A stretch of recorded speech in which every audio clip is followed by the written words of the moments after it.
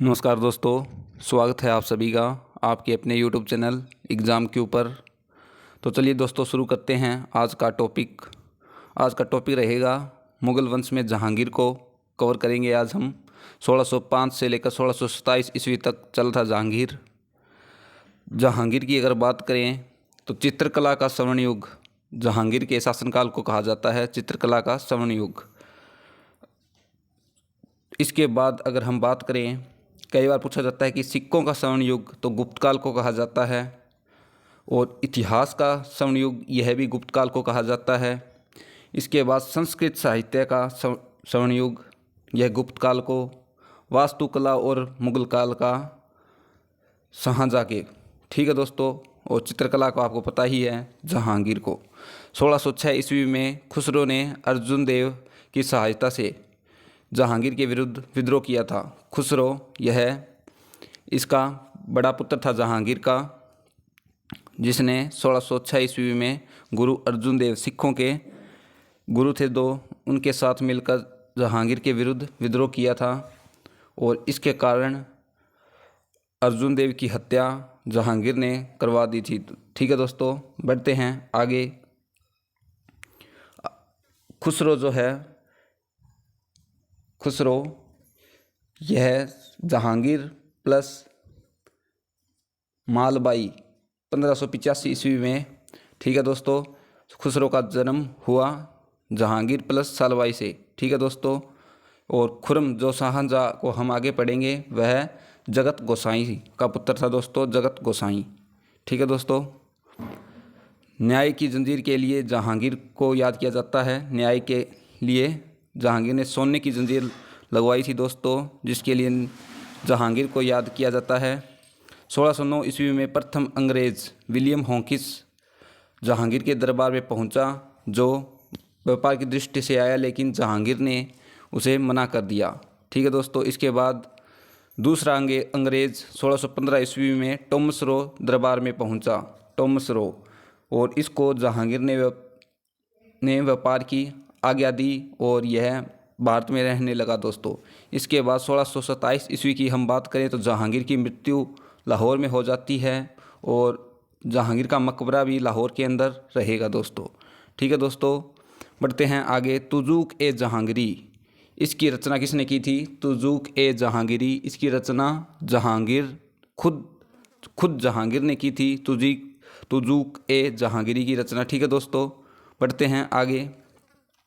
एक बार ध्यान रखना दोस्तों, जहांगीर की मृत्यु के बाद सारा पावर नूरजहाँ, जो जहांगीर की पत्नी थी, उसके पास था। और खुरम, जो कि शाहजहाँ की उपाधि से गद्दी पे बैठा, यह खुरम किसका पुत्र था? शाहजहाँ पुत्र था जहांगीर, और जगत गोसाई का पुत्र था, जिसका जन्म 1590 ईस्वी में हुआ, शाहजहाँ। ठीक है दोस्तों। और नूरजहाँ का भाई था आसफ खां, उस आसफ खां की बेटी अर्जुमंद बानो, जो कि मुमताज़ महल कहलाएगी आगे जाकर, जिसका विवाह शाहजहाँ से हुआ। ठीक है दोस्तों। अब पढ़ते हैं शाहजहाँ को। शाहजहाँ 1627 से 1658 ईस्वी तक। वास्तुकला का स्वर्ण युग शाहजहाँ के शासनकाल को कहा जाता है, और मुगल काल का स्वर्ण युग शाहजहाँ के शासनकाल को कहा जाता है। शाहजहाँ की अगर हम बात करें तो यह 5वां मुगल शासक रहेगा दोस्तों, 5वां मुगल बादशाह। ठीक है दोस्तों, 5वां मुगल बादशाह कौन रहेगा? शाहजहाँ। ठीक है दोस्तों, बात करें आगे। शाहजहाँ ने अपनी पत्नी अर्जुमंद आएगा दोस्तों यहाँ पे, अर्जुमंद बानो का नाम मुमताज़ रखा, मुमताज़। ठीक है दोस्तों। और इसके बाद दोस्तों बात करें, इसके पिता को, अर्जुमंद बानो के पिता आसफ खां को शाहजहाँ ने सेनापति बनाया था दोस्तों, पीएम बनाया था अपने दरबार में। और शाहजहाँ ने आगरा के लाल किले पर शासन शुरू किया दोस्तों। राज आएगा दोस्तों यहाँ पे। और इसके बाद शाहजहाँ ने अर्जुमंद बानो से शादी करने के बाद आगरा के लाल किले पे शासन शुरू किया।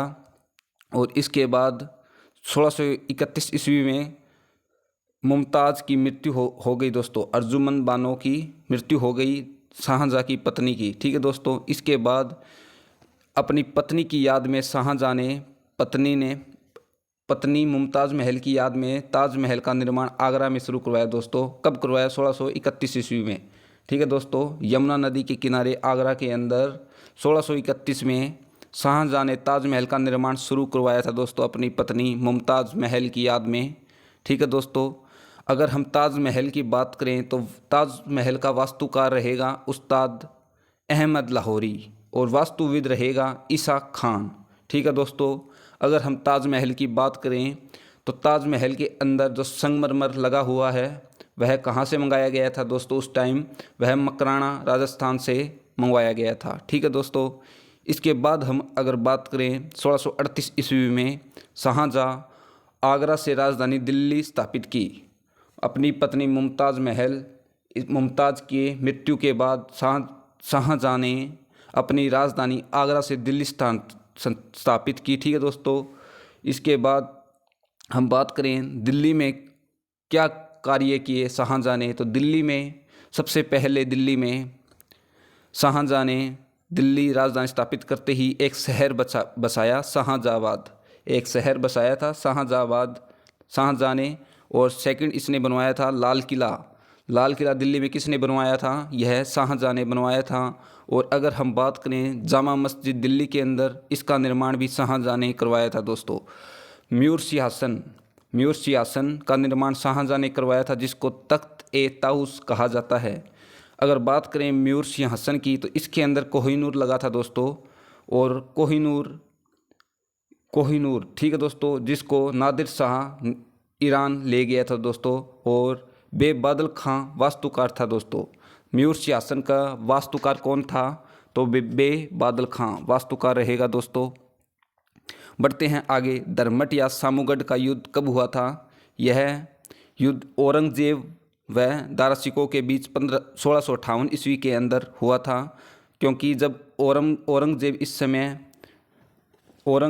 इस समय जो कि दक्कन का शासक था, दक्कन। ठीक है दोस्तों, और बात करें गुजरात का तो यह गुजरात में मुराद का शासक था। और दिल्ली शाहजहाँ के साथ दारा सिकोह।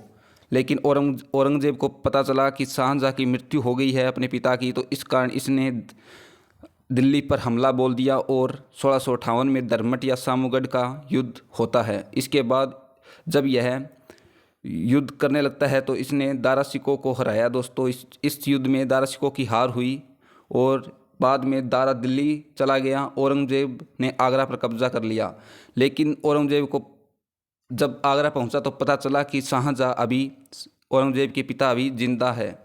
तो इसने शाहजहाँ को कैद कर लाल किला में रखा दोस्तों। कहाँ पर? आगरा के अंदर। ठीक है दोस्तों, इसके बाद उपनिषद का फारसी में अनुवाद किसने करवाया था? तो यह दारा सिकोह ने करवाया था, जो कि औरंगजेब का पुत्र था दोस्तों। ठीक है दोस्तों, आज के लिए इतना ही। मिलते हैं नेक्स्ट लेक्चर के अंदर। और वीडियो पसंद आए तो हमारे एग्ज़ाम क्यू को सब्सक्राइब करना न भूलें दोस्तों। लाइक, शेयर एंड कमेंट करना न भूलें। ठीक है दोस्तों, आज के लिए इतना ही। और वीडियो को ज़्यादा से ज़्यादा शेयर ज़रूर करें दोस्तों एक बार, ताकि सभी बच्चों तक पहुंच सके। आज के लिए इतना ही। मिलते हैं नेक्स्ट लेक्चर के अंदर। धन्यवाद दोस्तों।